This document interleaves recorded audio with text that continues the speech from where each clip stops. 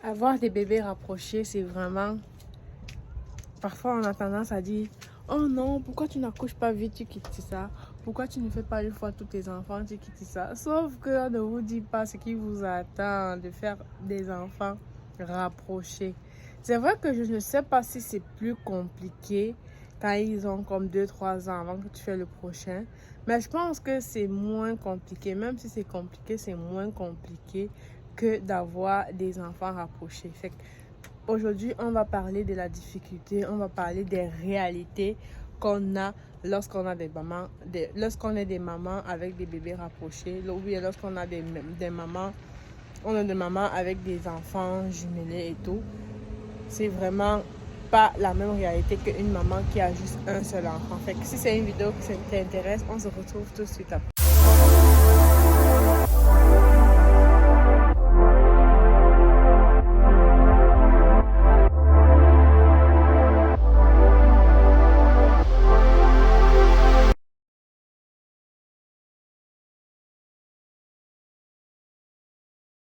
Fait que c'est ça, comme je disais, faire des enfants rapprochés, c'est vraiment beau, c'est très bien, c'est une surprise, mais on n'a pas le choix de le garder.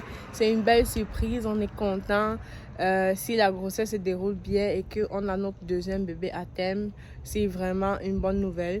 Mais sauf qu'il y a vraiment des difficultés à travers, il y a vraiment pas des difficultés ou bien, je sais pas comment, pas vraiment forcément des difficultés, mais il y a des challenges, on va prendre ça comme ça. Il y a des cours pour être optimiste, il y a des challenges vraiment qui viennent avec que parfois on ne nous dit pas ou parfois on n'est pas au courant. Et c'est ça. Fait avant de continuer, je vais me présenter. Je suis Judy Kael, je suis au Canada, je suis maman de 2 enfants.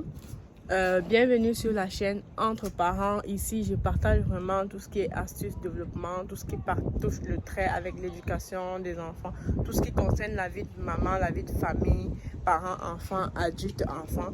Fait que ce matin, je viens comme ça parler des mamans rapprochées. On lève les mains, toutes les mamans qui sont comme moi. Moi, j'ai 2 enfants en bas âge. J'ai eu des enfants rapprochés. Fait que je te dirais que je parle avec vraiment de l'expérience. Je suis tombée enceinte de mon deuxième, mon plus vieux, avec 6 mois. Fait que j'ai accouché en 2021 et j'ai accouché en 2022. J'ai accouché le 4 juin 2021 de mon premier et j'ai accouché le 29 juillet 2022 de mon deuxième. Fait que tu vas voir qu'ils ont 13 mois. C'est-à-dire que mon plus vieux avait à peine 1 an que j'ai accouché. Comment ça s'est passé la grossesse? Est-ce que c'était difficile? Est-ce que c'était facile? Est-ce que c'était plus simple? Je te dirais que non. C'est vrai qu'à la base, je suis déjà quelqu'un qui a des grossesses.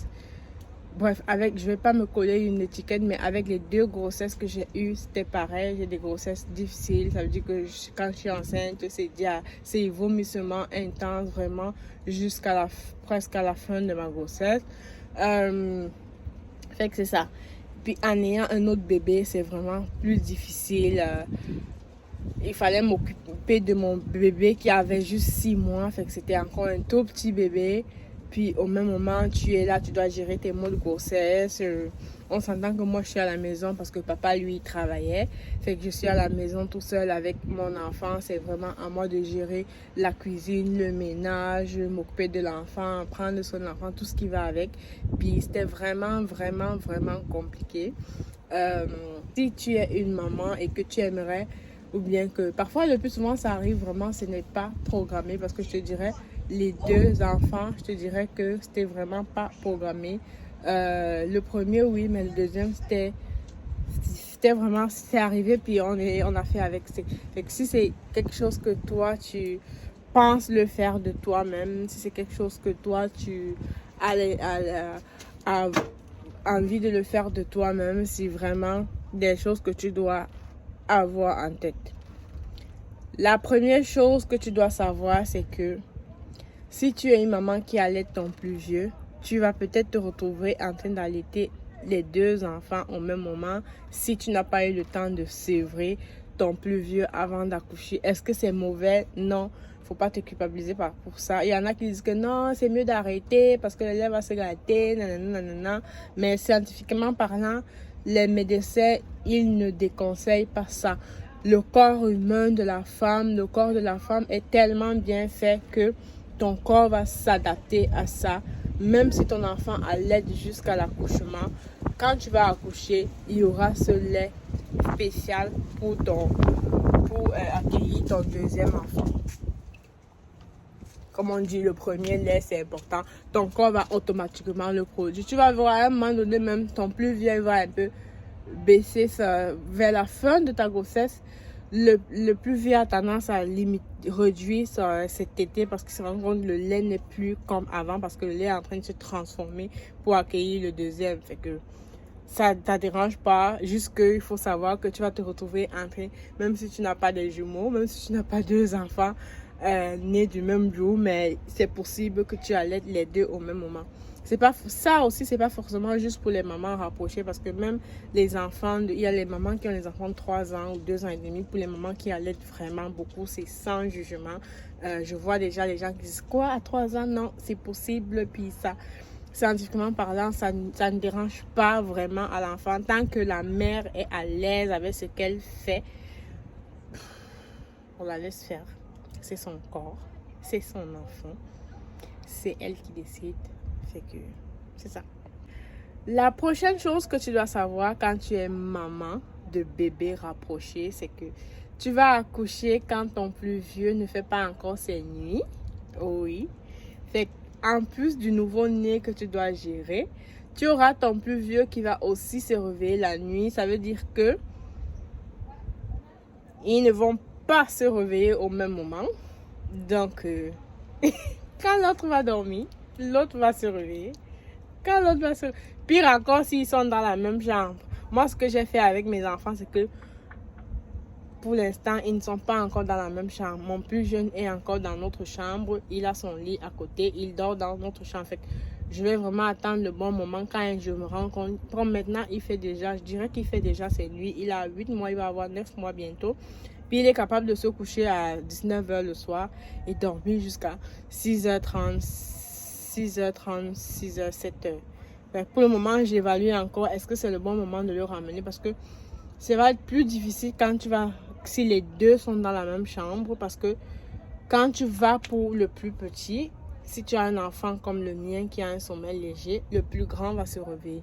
Fait quelque chose que je fais, c'est que pour l'instant, ils sont vraiment dans deux. Mais sauf que si ton enfant ne fait pas encore ses nuits, dis-toi que tu vas te réveiller la nuit à 2 moments séparés, comme si tu avais des jumeaux, quoi. Pourtant, c'est 2 enfants qui sont pas nés le même jour. Une autre chose que tu dois aussi savoir en faisant des bébés rapprochés, c'est que c'est possible pour toi de passer toute une journée avec tes enfants et que tu ne trouves pas le temps de te coucher un moment pour faire une sieste. Quand on a un seul enfant, on dit quand l'enfant dort, il faut dormir. Sauf que quand tu as des bébés rapprochés, je te dirais qu'à 75% des week-ends ou bien des jours que tu passes à la maison avec les 2 enfants, 75% du temps, tu n'es pas capable de dormir quand les enfants dorment parce qu'ils ne vont pas dormir au même moment.